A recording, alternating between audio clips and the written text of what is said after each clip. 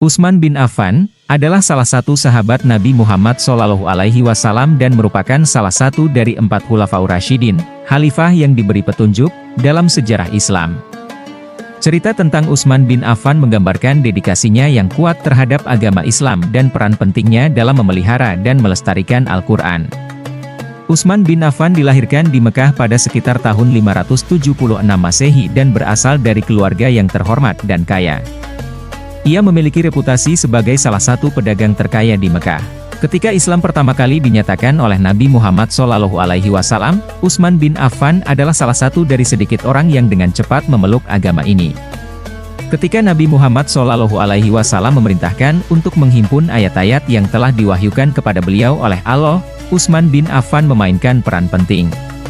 Pada saat itu, Al-Quran disampaikan secara lisan, dan banyak sahabat yang telah menghafal ayat-ayatnya. Namun, setelah beberapa sahabat meninggal dalam pertempuran, Nabi Muhammad SAW merasa perlu untuk mengumpulkan Al-Quran dalam satu naskah tertulis untuk menghindari hilangnya ayat-ayat suci tersebut.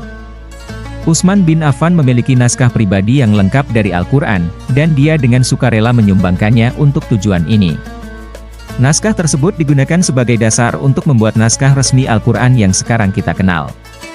Utsman bin Affan tidak hanya memelihara Al-Quran, tetapi juga membantu dalam menyebarluaskannya di seluruh dunia Islam.